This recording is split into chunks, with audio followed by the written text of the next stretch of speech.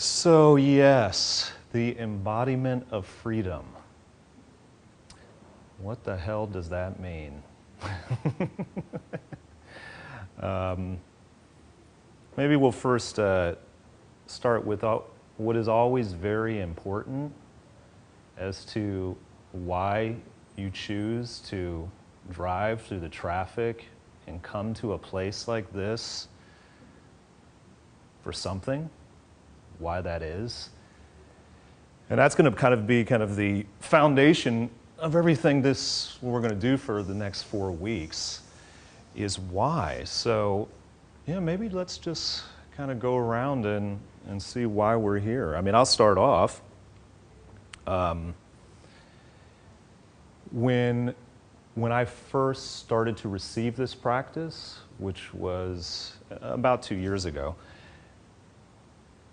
I was so struck by how the immediate impact it had on my life. I mean, it wasn't just meditation, it wasn't just understanding, why we suffer the way we do, but it was this immediacy. It was so direct. It was so direct. And so that's why I kept at it, was because I was seeing some absolute benefit for myself, and then I was seeing that in relation to others. So that's one of the reasons why I'm here, is because it made life better. It worked. So, Michael, why are you here? I'm here because I see direct correlation between having a growing meditation process and practice, and all the benefits that go on with it. When practicing regularly, I regularly see changes and shifts for the better, and so continuing that journey. Yeah, awesome. Lori? Well, I think I'm with you. I am seeing the progress that I'm making. I'm happier. I don't get angry near as often as I used to get angry. I can really see the benefits, and I see them growing and compounding.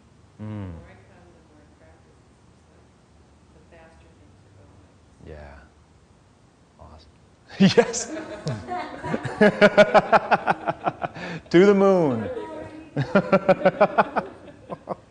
Remember us. Debbie? Well, I'm here to reach enlightenment. All right. Good reason. No, I'm here because I think all of the classes, especially the meditation classes, they're helping me become a better person. Have better relationships with my family. Terrific. And I love everybody. It's a great song. Oh, that's awesome. I'm sorry, I don't know your name. My name is Marina. Marina. Okay. Good question. I'm just thinking. That's what's driving the traffic. What is it? I can't What? pull over. I'm going through major transformation in my life. I'm pretty miserable. And I've finally, it took me about 1.5 years to come to what a renunciation is for me. And I finally came to it. Like maybe 2 days ago. All right. And now I'm just trying to listen as much as I can, hear as much as I can, practice as much as I can, because I need every little bit of it to just stop being angry, afraid, and screw up. Yeah. So yeah. Well, you came to the right place. Yes, that's what we're all about here. And actually this practice, one of the distinctions that's made about this approach is that there's been people around for thousands of years, who we might identify as philosophers, who have been making inquiries into the nature of the mind and, you know, how we operate fundamentally and so forth. And there's also been practitioners of the shamatha aspect of this meditation. But what was happening for so many of these people, has been kind of documented through history, is that they were probing deeply, you know, and so forth, but days still sucked for them, you know? There was still suffering. We're still suffering. And, you know, that's why, you know, this one person who we'll call the Buddha, you had the had this amazing idea about there must be a way to use this great investigation of who we think we are, and then also using this meditation practice, like bringing it together to somehow stop that, you know, to be able to stop what keeps coming up, which is, why am I in pain about this again? You know, I thought I had that licked, you know, and it comes right back around. And so thankfully, you know, it's been passed on from people, you know, over 2,500 years, so that we can actually make that kind of change. So, glad you came. Michelle. I'm here because meditation is hard. It's hard by yourself, so I need help. I think it's probably the best gift you can give other people is to work on yourself first so you can. Yeah, that sounds good. Makes sense too. Awesome. Geneva. I'm here because I've seen or experienced numerous changes and want to cope with changes in a healthier way. Mm-hmm. And yeah. All right. And your name? My name is Marika. Marika. So I live in the same house as Vicky, and he invited me. We Oh. were talking about meditation today, and I wanted to. So I'm from Germany, my English is not perfect, and I wanted to start really seriously to meditate every day. And then he said today, vipassana. You did about vipassana. Yeah. Meditation, so, Beautiful. So have you practiced that before?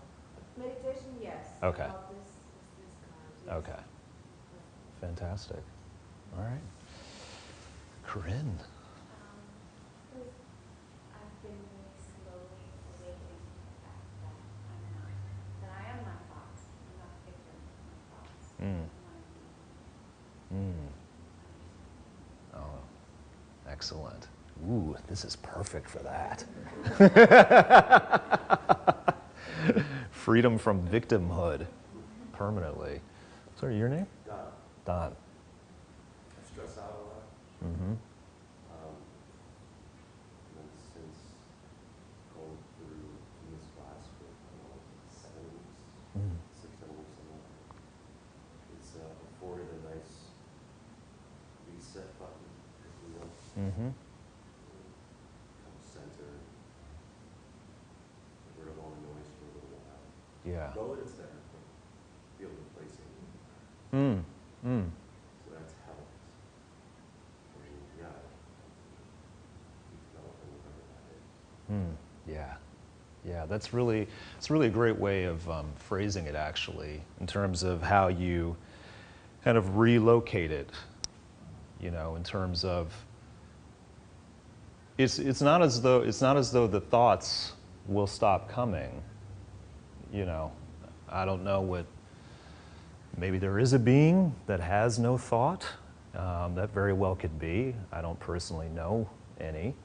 But for those of us who are still dealing with those thoughts, and those thoughts that then we interpret it with our bodies with tension and all the myriad ways that we can manifest stress, you know, emotionally, physically, spiritually, mentally, that there is a way that we can shift the way we respond to that in such a way, which I'm sure Demon's done in his class with this technique as well.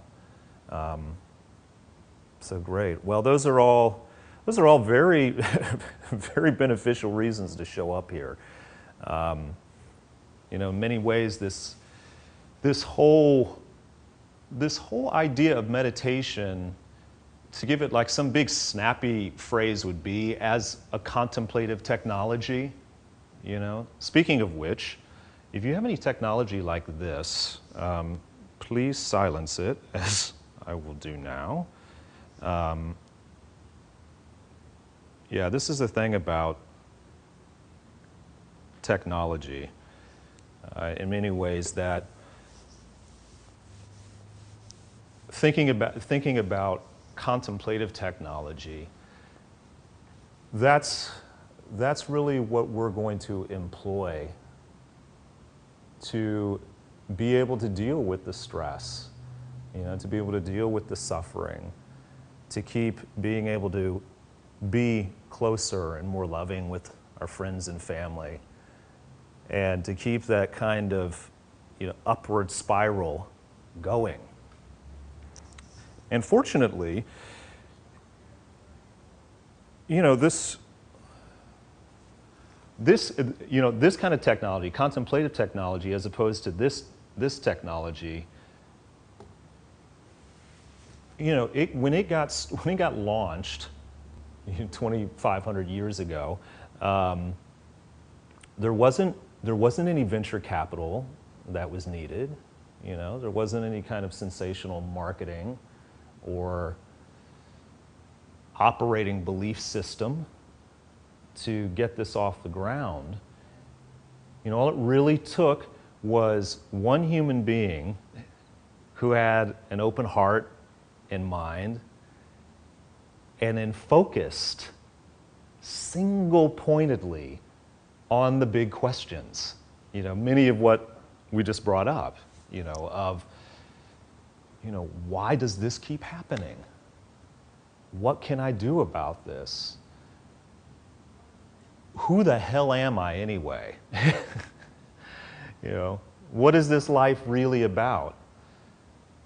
You know, and so that's what this human being did, was that he took that technology of the mind and using it in such a way to focus on these huge questions, and didn't give up. You know, and that's a very big part of it.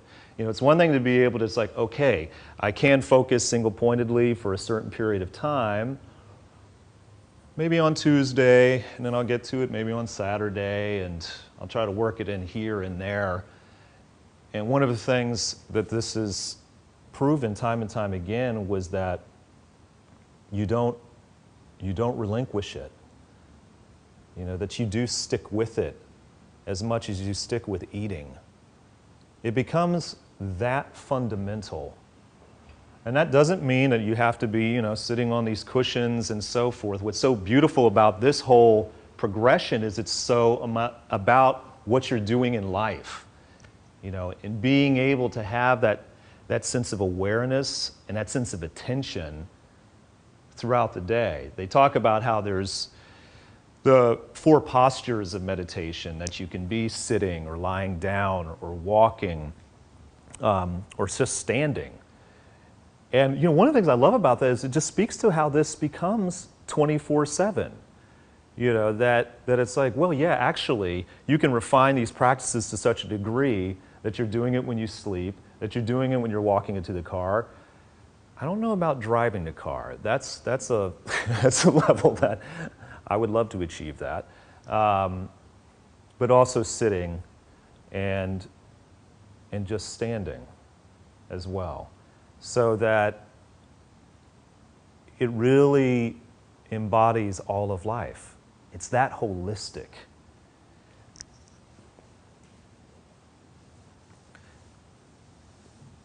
It's interesting, the Buddha did refer to this approach as the direct path. In some ways you could say the direct path to awakening. And fundamentally that has to do with, because it is through direct experience. So it's not just knowledge alone. So there's, you know, we will certainly talk about and we'll explore together the thinking that supports this. For instance, why? And why are we, you know, why are we using the body? Why is it that we're going to, what is the distinction between my mind and all phenomena? You know, what does that really mean? So we'll explore all of that, but that all of that is going to be placed within the practice that for us here will be primarily through meditation. And then that's the beauty of it, is that you're the one that's going to figure that out. And even more importantly, you're the one that's going to experience that. And I don't know about you, but for me, so much of, like I said, the reason why I kept coming to it is because of what the experience ended up being, what ended up growing from doing this. So it was something that became about how life was changing. And it didn't stay so much in this place of mental, you know, like, oh, I get that. That is an incredible, profound idea. And I have appreciation and respect for how powerful and profound that idea is. But I don't know that. I don't know that in my bones. I don't know that in the way in which when someone walks in the room and you sense that they're upset and they haven't said anything to you, but you sense that. It's in that place. You know, that's where this approach really works from. Something that's deeply embodied and happening in a sense of knowing that then you can cultivate. Because of course the other side of that is that when you say like, well, you know, well, how did you know she was upset when she, you know, walked in the room? And said, well, no, I don't know, I just knew. I felt it, or so forth. And this is what's incredible here on the wisdom aspect of where it's like, oh, you know, these people over all these centuries have actually broken it down into these principles as to this actually is why that is happening. And it's awesome that you can, like, you know, if you do watch the news, you know, you can see what science is saying in the world and that it corroborates it. You know, that science is working. I think this is one of the ways in which we're so fortunate, because most of us at some degree are materialist. I mean, you know, if you have a spiritual practice and so forth, there's still certain levels of materialism that we practice, which is that, you know, if you take that knife and stick it in my thigh, that is going to be painful. You know, I pretty much believe that, like anything else. You know, so there is this strong belief in the physical nature of our bodies, you know, and the trees outside and the ground and everything else and sunlight. So fortunately, though, now is that we can take that understanding of how things function physically in the world, and then we can take this more, let's say, an inner understanding of how that's working in a deeper way. And so, you know, and then it's up to you if you just, you know, you'll personally decide if that's really how you think everything is working, is from this internal understanding of it. If you start to get to a place, as we investigate this over the next few weeks, where you start watching your life and experiences a little bit differently and start noticing, you know, maybe it's not just about what I'm seeing. Maybe it's how I'm seeing. Why am I seeing that way? How can I change the way I see that? Yeah.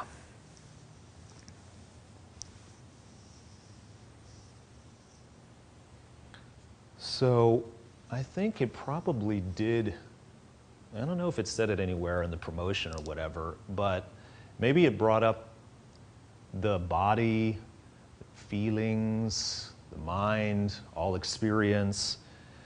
And formally, these are referred to in this practice as the 4 domains. And, it kind of makes sense, right? That when you, like, what else is there than that as to what constitutes our life? And it is something that, it continues to intrigue me as to what really reveals the truth of our experience through those 4 domains. Using that example, if someone who walks in the room, you could have what validated that you had an understanding that that person was upset. You could go through each, you could say you felt something, like physically, like you literally might have turned your head. You didn't see anything, but you turned your head because you sensed something. And that literally caused a physical reaction of your body to turn to them. And then you emotionally felt something that you registered. And then there's this level of the mind coming into play as to then what do you do? Something arises. And it might be really impulsive. It might be an impulsive thought. Did you just go to them and you say something? Or you ask them, are they okay? Maybe it's someone and you just give them a hug. And so then you got the experience. But all through those all those domains were walked through. And so what we'll do is basically each week, zero in on one domain. And of course tonight we'll start with the body. Why not? It's readily available. And most of us, most of us, it's probably fair to say that's the number one attachment. Even when you think that you have a sense of being healthy and so forth, and then just like the slightest little thing. Like today I went and shipped this package, this huge box, which was quite light. And so probably because of that, I was being kind of more cavalier with how I was handling it. Like, this thing's light. And so I don't care how big it is, it's light. And so when I got in the post office and I was just kind of tossing it around, moving around, and I get home and I noticed this cut across my thumb. But I hadn't been aware of it, since I had done that in the post office. And then it was just so interesting to see how just the moments that I would come back to oh, my thumb. Intensely working on something, and every once in a while I'd be like, man. And that, in just a very, very subtle way, speaks to that relationship. You start to get a sniffle, you sneeze a few times. Am I starting to get a cold? I don't want that. This cannot happen right now. It cannot happen right now. I got this to do and that, and Thanksgiving is coming up and we're ready to fly. So yeah, the body is very easily recognizable for us as to a tremendous source of suffering and also joy. And that's an important part of this as well, is that even though what we will work collectively as to why do this whole progress or this whole progression is that, well, I'd like to basically do what this person did 2,500 years ago, which was eliminate suffering forever.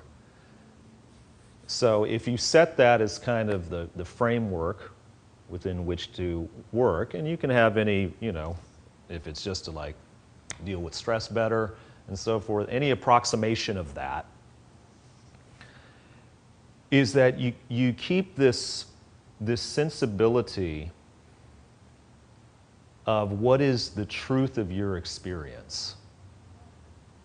And of course that, you know, there's tremendous amount of interpretation that you can use to validate that. You know, what makes this true for me? And even though I've already suggested that, it's if it works. But even more so, it really is that fundamental level of does it liberate you from suffering? And maybe you can say generate peace, greater peace. That's really it. I mean, that's the framework for this progression, is that when you're thinking about the, you know, the truth of my experience of this is, am I suffering less? Is this opening my heart up and I'm feeling some sense of greater contentment, or is it less stress? You know, you can either take the positive or negative of that, either side of it. But that's then the framework. And that's the framework as to, and in the proof of that, the proof of the truth, so to speak, is that it works, that did work. It did actually generate a moment in your day when it's that you chilled out sooner, more quickly, or you were able to deal with that with less anger, and you recognize that. And then you can walk away from that experience and be like, all right, well, there's some truth to that then. Because fundamentally, the truth, honestly, I believe from something that is that really works for most of humanity, is going to come down to whatever your perspective is. You know, I can give you, you know, all of huge accolades and proofs by scientists and theologians and so forth, up and down all day long. And you could sit there and be like, yeah, I don't believe it. I still don't believe it. And you know what? That's true for you. And I cannot deny that. I cannot change that. You know, and that's why this is so huge, is because when you say yes to that like, yeah, I believe fundamentally, yes, the truth is my perspective on whatever the experience is at the end of the day, then that's how this can work. Because it couldn't work any other way. You might have a little bit of faith, kind of initial faith, because either you do believe in a teacher who's teaching you about it, or you do believe in the text, you know, these like great books that this is all written about. That can give you a little bit of credibility. But then when it comes to like the rubber hitting the road, it's really going to be like, what is the truth of your experience with it? You know, that's what'll make you sit down and meditate. You know, more often than not. More often than what the teacher said, more often what the book that you read is going to be that. So there is this, you know, there's this level of course, you know, just having a recognition of what is our current relationship with our mind, which of course is always changing in wonderful ways and sometimes horrifying ways. And the guy right up here on the wall, Jetsung Kappa, is said something to the effect of, you don't have your mind has you.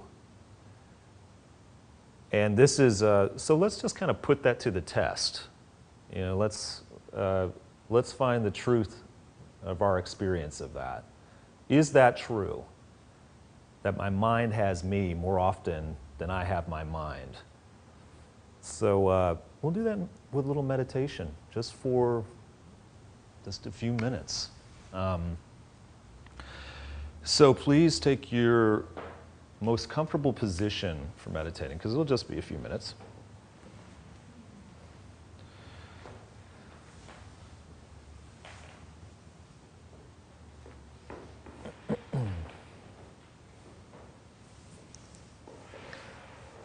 Oh, I love this. People know their positions, their postures. It's great.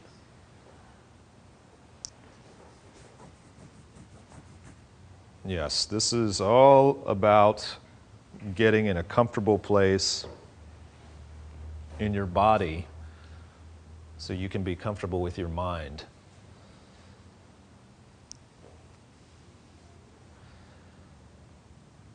So just take a few deep breaths.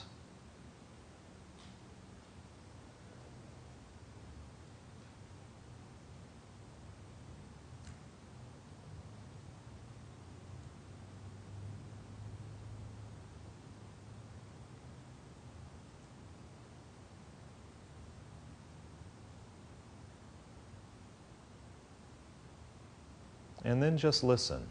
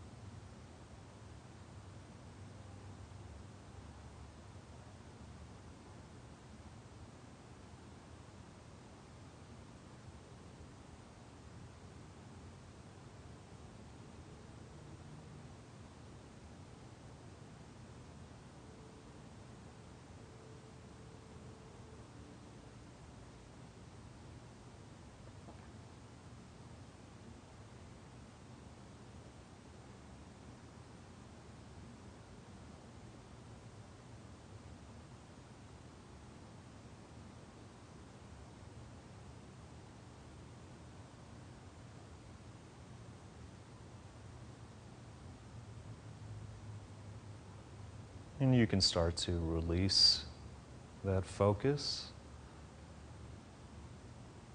Lengthen your breath and open your eyes when you're ready.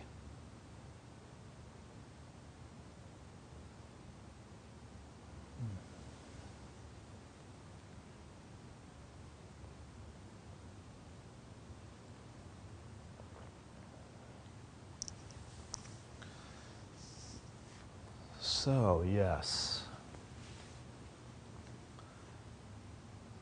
So did you feel like you had control of your mind the whole time? Anyone?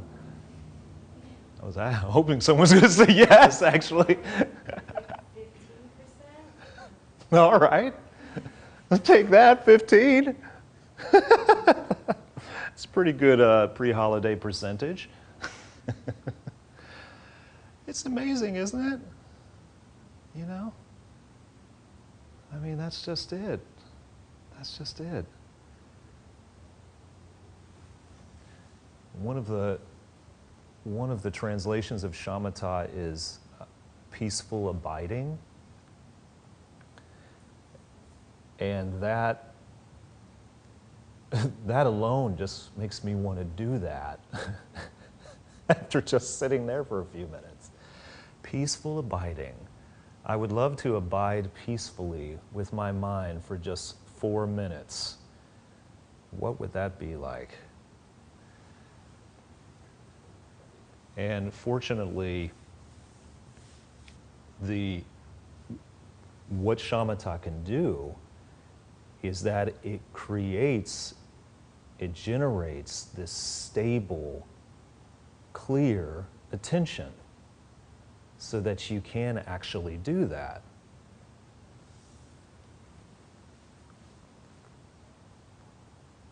And what even gets better about it is that the Vipassana aspect, which is often translated as special insight,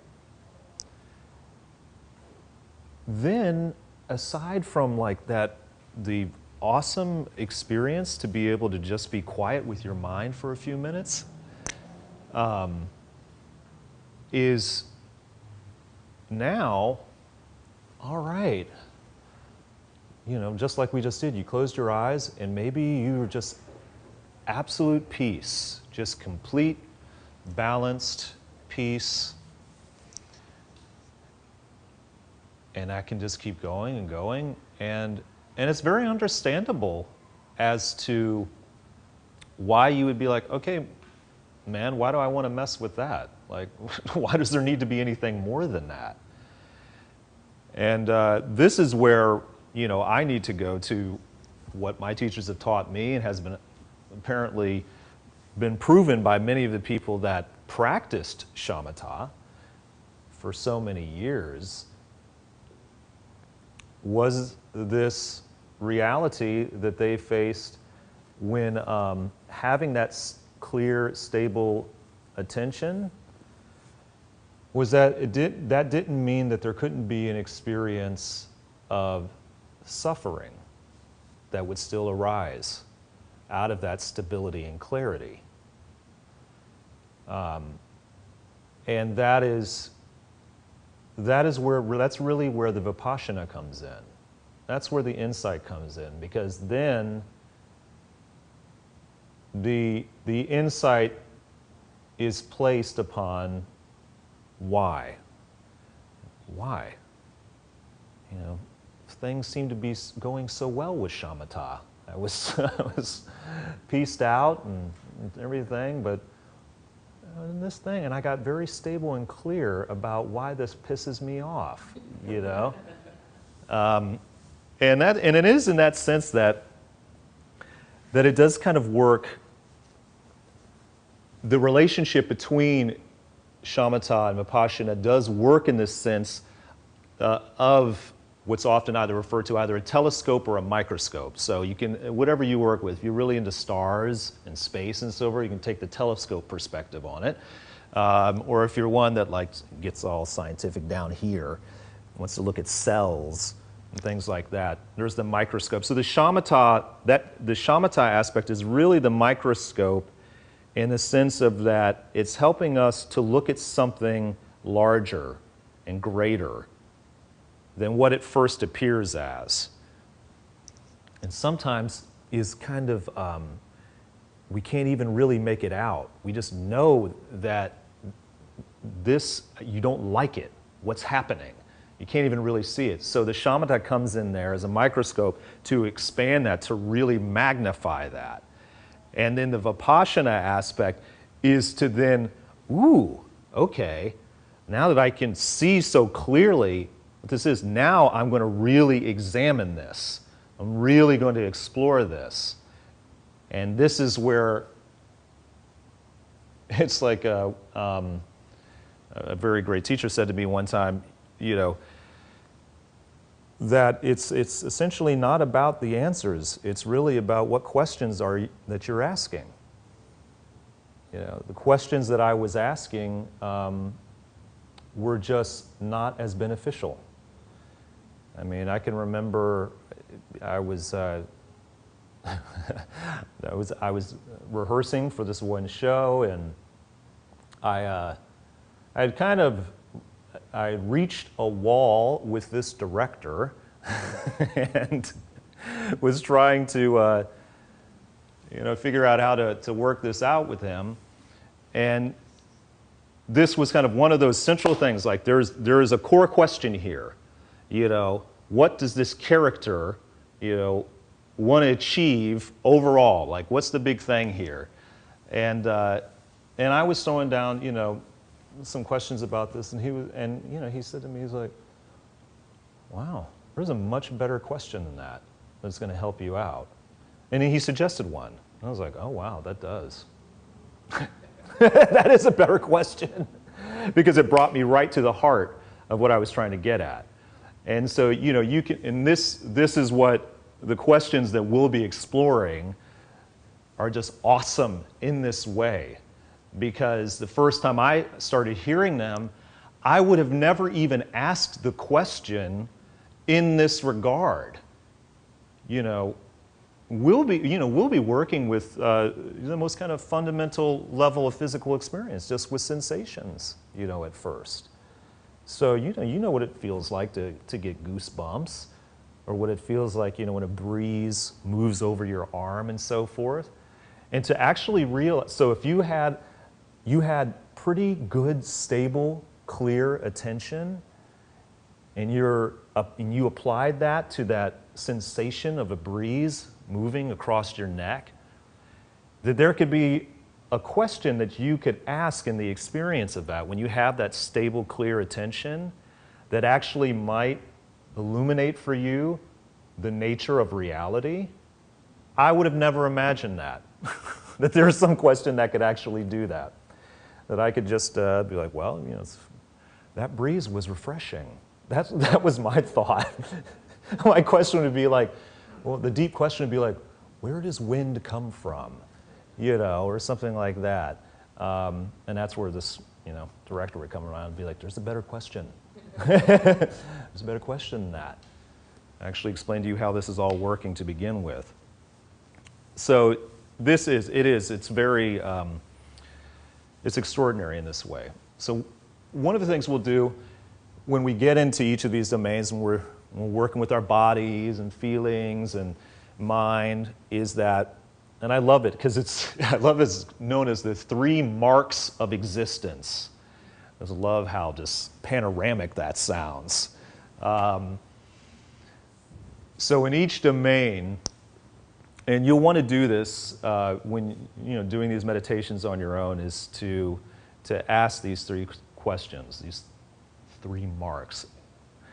And the first one is it permanent or impermanent? So is it changing or unchanging? And then the second, which makes a heck of a lot of sense, is it genuine happiness or unhappiness? And we'll unpack that, genuine, authentic happiness or unhappiness, what that really means. And then the one that, you know, immediately kind of gets our ire, is it self or no self? You know, a simple question like that. Which, you know, we could spend the rest of this lifetime focusing on it. But fortunately with this, we'll be able to explore it in a very practical way.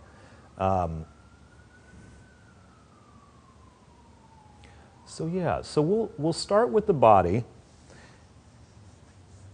And, you know, to define that really is, when we're working with the domain of our body, it's through your experience, so through your physical experience, and then the physical world as it's revealed to you through your five senses, through your five physical senses. And I love this. This has been really, I've really been experiencing this now, which is, you know, because you can get it on a philosophical level that the world is a reflection, you know, that it's the outer is a reflection of the inner and so forth. You have inner turmoil, so you see, you know, wars going on around the world and so forth. But then there's this kind of this very practical, raw, unfettered, embodied experience when, like, wow, I love that this example keeps coming up of the person walking in the room. And you have that sense of something's going on with them. Because that really is, you actually, that person is a part of your physical world, even before you see them. You know, so there is that sense that goes off that turns them, then you see them and so forth. And all the rest of the senses kick in, you know, of the moment that you go and hug them, that there's touch and so forth, and you smell their perfume or whatever it might be. So it's really, this becomes really amazing when you start to get a visceral experience of this with other people through this meditation, that actually the domain of my body, physical domain of my body, might well go beyond this, you know, this this form, and so that's an important distinction, you know, when doing this, and that there is going to be what your physical experience is, but then also how it relates to the rest of your physical sense of the world, as you're smelling it, hearing it. You know, if you're hearing sounds now, that is a part of your physical experience through that sense. So it's really just on that simple level. All right, so with that being said, let's get into the body, the body meditation. So once again, please take your perfect position of happiness.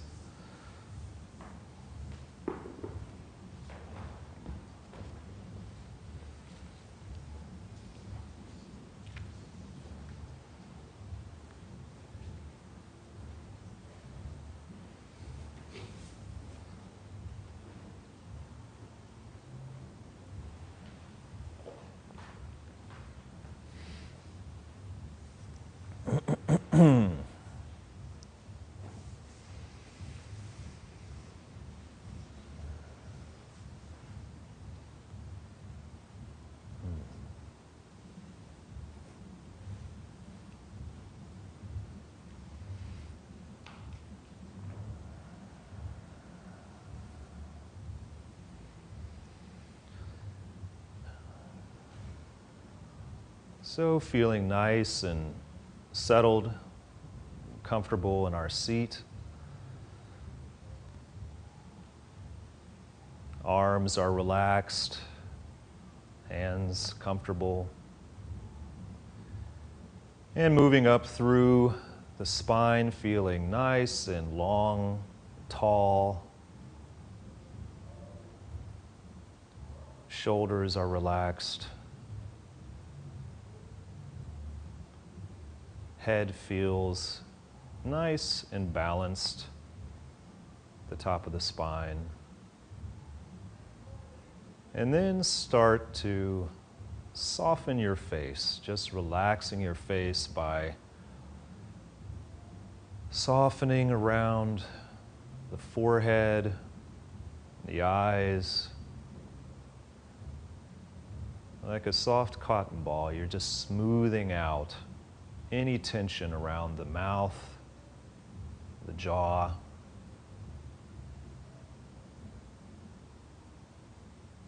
Letting your face just slip away.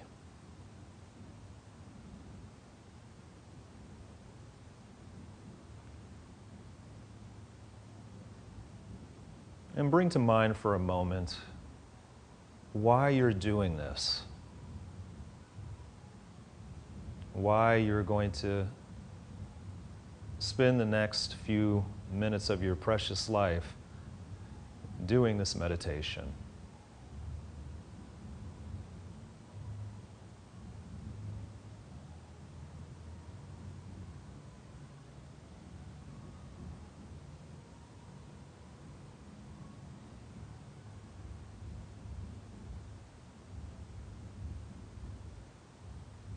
And you can begin to listen to the room without trying to figure out what you're hearing or judging the sounds or narrating it. Just let the narrator inside your mind take a rest for a while.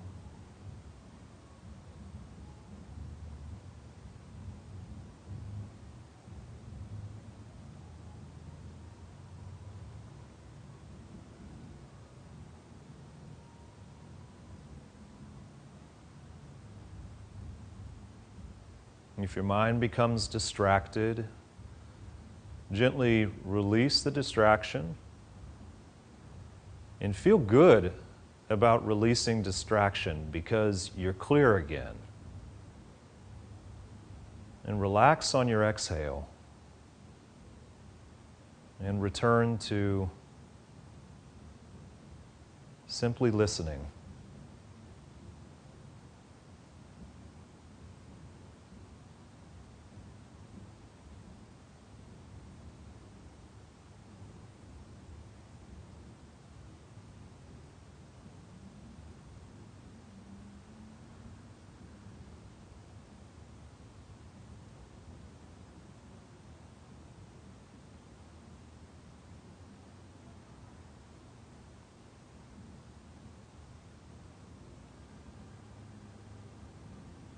So let go of listening to your thoughts about your life by just listening to your life. For right now, allow your life to be enough.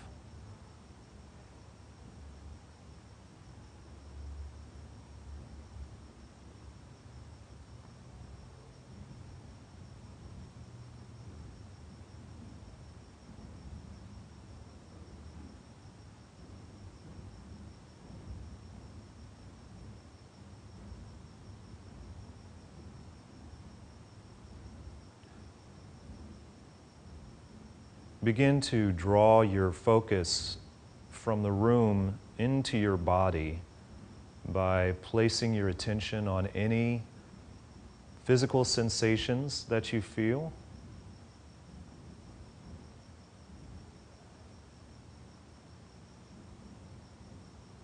Just observing the sensation.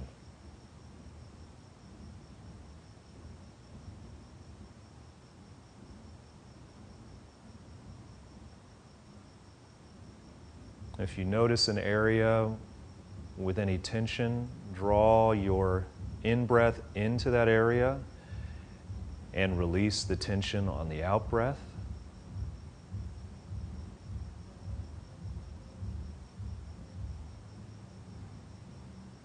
And return to observing any physical sensations that arise.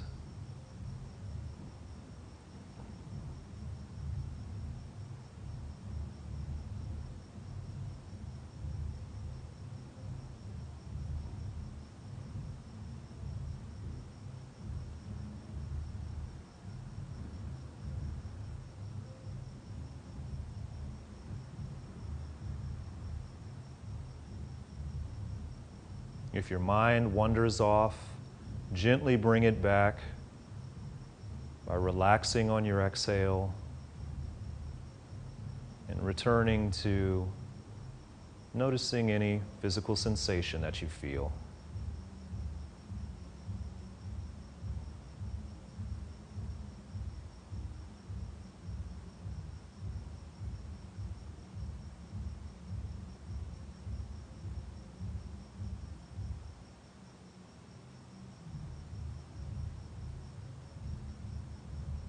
Now bring your attention down towards your seat,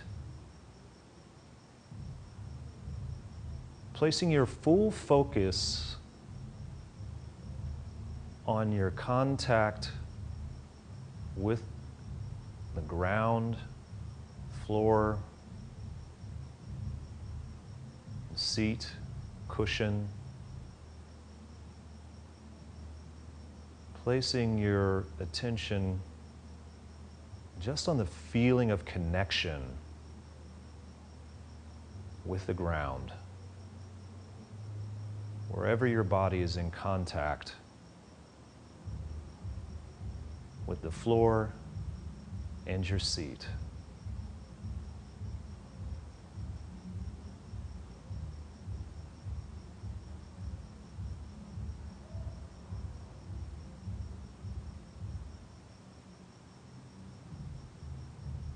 Feel the sense of solidity in that connection.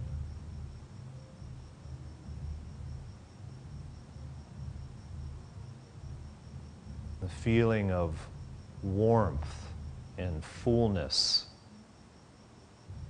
of connection.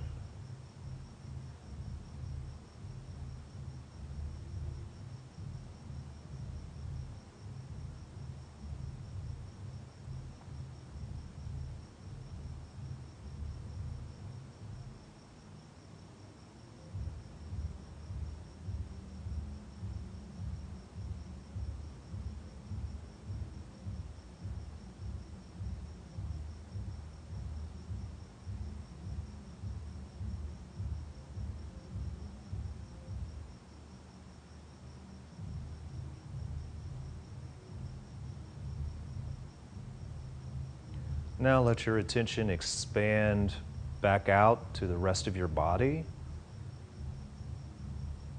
noticing any physical sensations that announce themselves.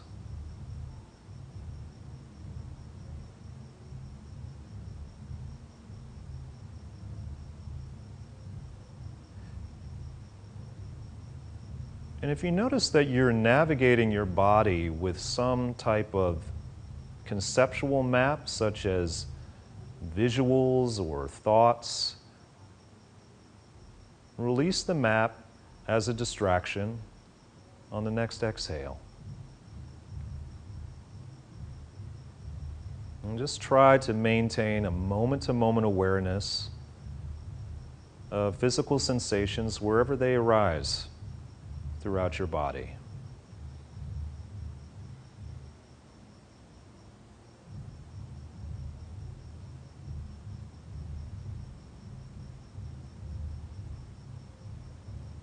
Observe the sensation without any preference about it.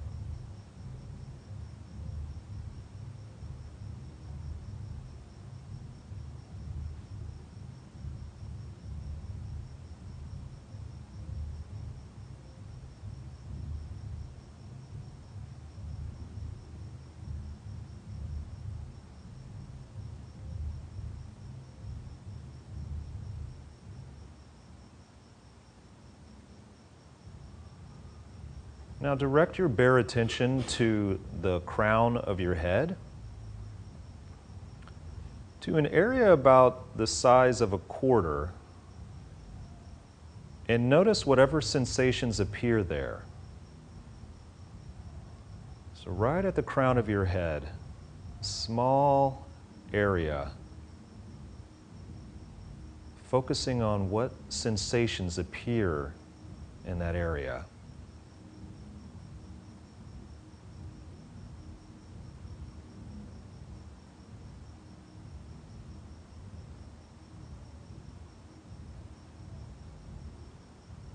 now expand your attention, this spotlight of your awareness, to the entire top of your head.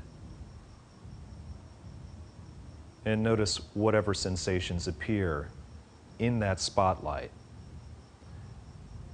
It could be sensations of heat or cold, tingling, itching, firmness.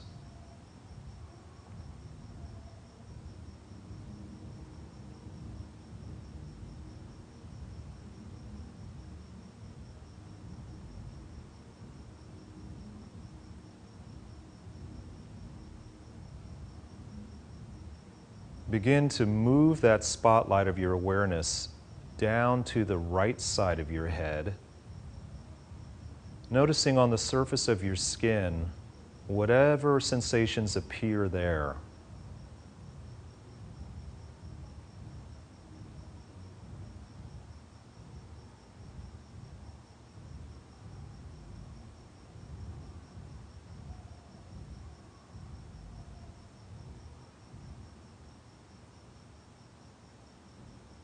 Then move the spotlight around to the back of your head.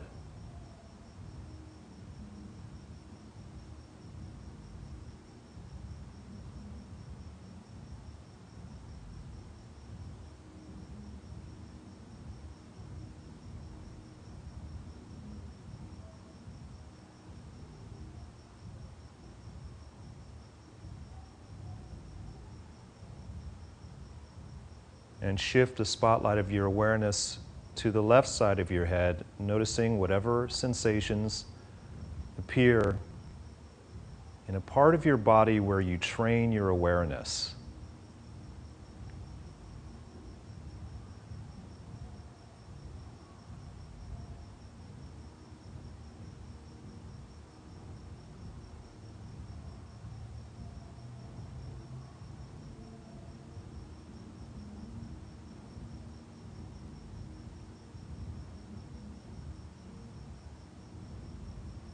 Then move your awareness to your face. And if you notice any tension there, relax the tension on your exhale. Noticing the sensations you feel around your eyes, your nose, or your mouth.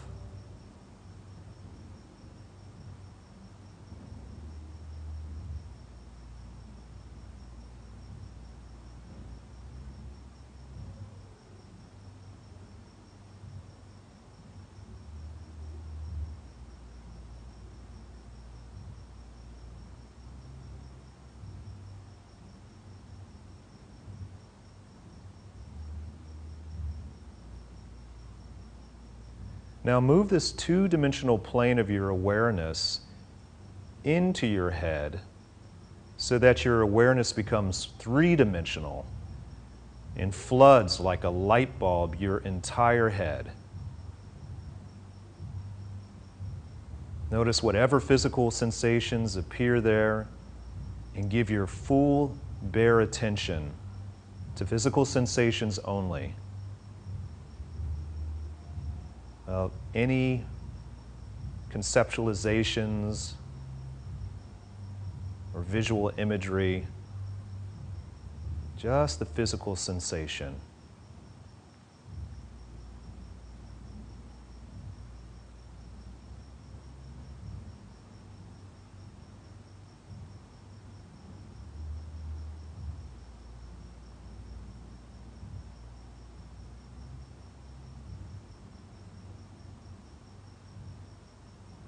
Now shift this three-dimensional awareness down through your neck into your left shoulder.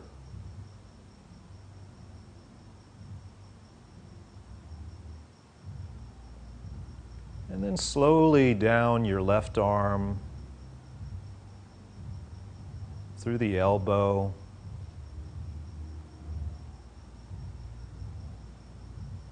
to the hand and the fingers. Noticing whatever sensations appear when you place the spotlight of your awareness there.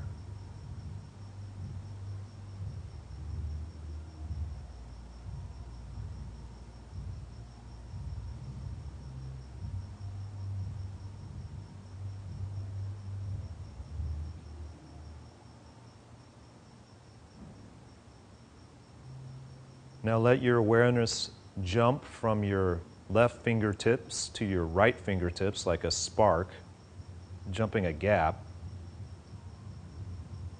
And gradually move the spotlight of your awareness up from your right hand to your right shoulder, discovering any new sensations along the way.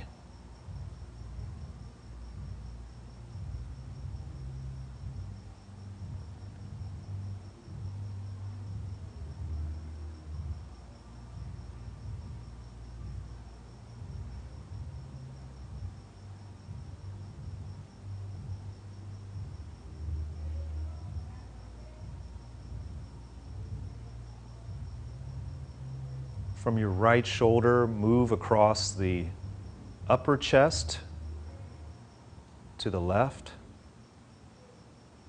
with this three-dimensional spotlight of awareness.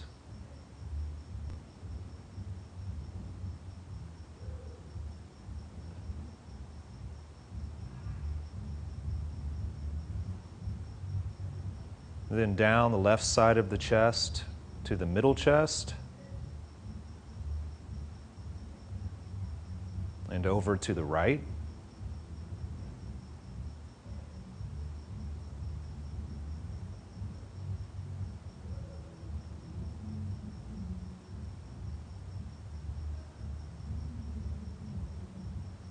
Then down the right side to the abdomen, and across to the left side of the abdomen.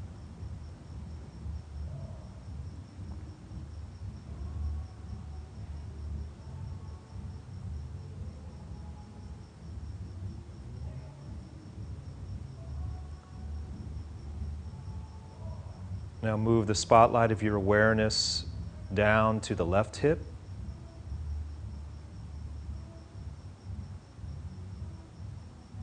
And very slowly down the left leg, noticing physical sensations that appear in the spotlight of your awareness as you move it.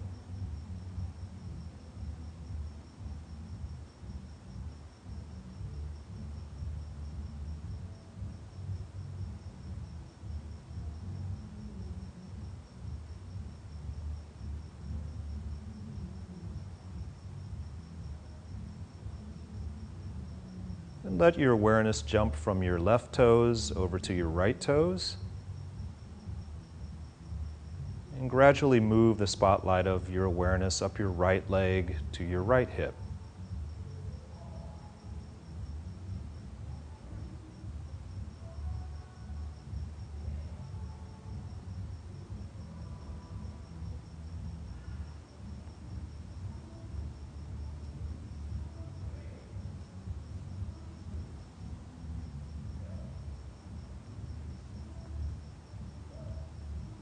Now move your spotlight of your awareness to the crown of your head again. And for the next 30 seconds, do the entire body scan again. And notice whether the awakened sensations that you discovered before are still there to be discovered again.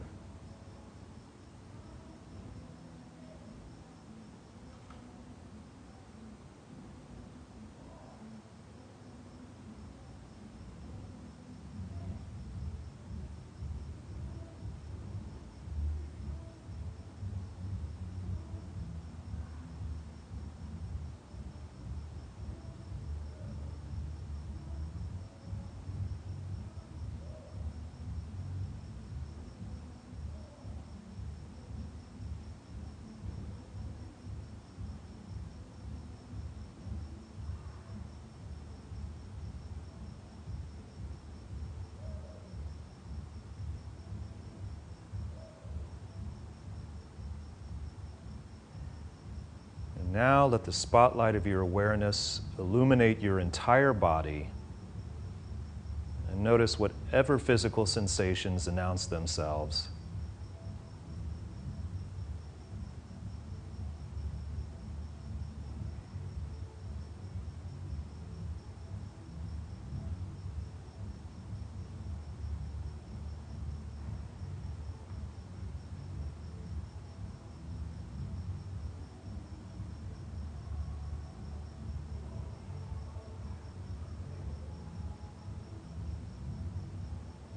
you can release that focus, deepen your breath,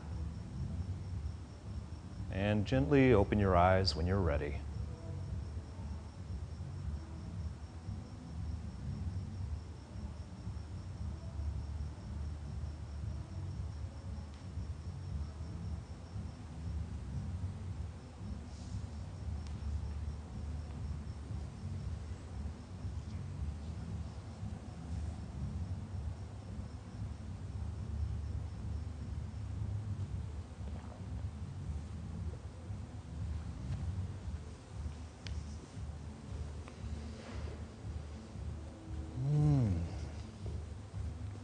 It's another way of getting in touch with your body, isn't it?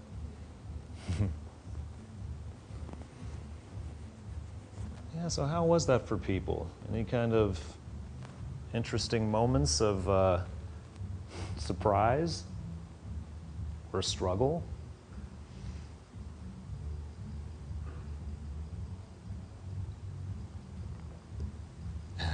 Scott, you look like you want to say something. Yeah, for me, the sound next door was a big distraction. That's, yeah. That's one to work with, right? Yeah, yeah, absolutely. That's one of the beautiful aspects about the shamatha dynamic of it is. Yeah, I mean, obviously our relationship to music is so deep. There's a reason why it's shown on all levels of the animal kingdom what it can do, which is one of the reasons why it's so great to work with it as a distraction, actually, because it feels so strong, as opposed to when you get into more subtle excitation, which that's much more nefarious to be able to work with that.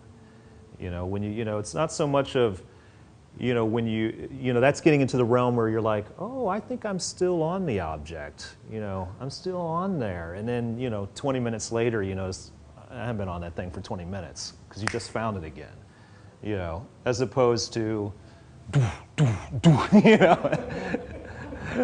Yes, I am clear about that distinction. And so, yeah, it makes it. Thank you for sharing that. I had a moment of confusion when we talked about going from 3 dimensions to 2 dimensions. Mm. And I wasn't sure to translate that into terms that I could readily make into action. Mm. Was that more just about going internal? Going deeper into a non-geographic visual plane? Well, that's interesting where you went with that. I mean, non-geography is very good when it comes to the body. Specifically with this, the transition is from 2D to 3D. So the 2 dimension is really, and I actually asked Doug Vienhoff, the teacher, about this when I started first doing these meditations. I was like, what about that transition from 2D to 3D? And one of the insights he shared about that is that really this initial part when you're bringing awareness to sensations of like the right side of your head, and you're moving around, this is really staying on the surface. So this is really all still 2D. And in that move, even though we constitute our heads as 3-dimensional, and you can say like fine 3-dimension to a nose and so forth, but still the sensation experience is really just going along the surface, around the head and to the face. And then from the face, it's when you move internally into the body, then that opens up the 3-dimension. And that's really what you're working with the rest of the time as you travel all the way down and through, and you're doing that full body scan. But yeah, that's where kind of sometimes the language kind of comes a bit of an obstruction there as to the experience of what it feels like. But that's really great, though, that when this is what becomes really interesting is when you start to get a more expansive sense of, quote unquote, your body. This is where that third mark of existence, self or no self, starts to come into play. As to, because then you know, because then you're hearing words like hip, knee, elbow, but you're not, if you're not conceptually mapping it, which for me quite often is mostly visual. Like that's really what I'll do is I will see, I'll have some image of my elbow, you know, and right there that's a conceptual map of it.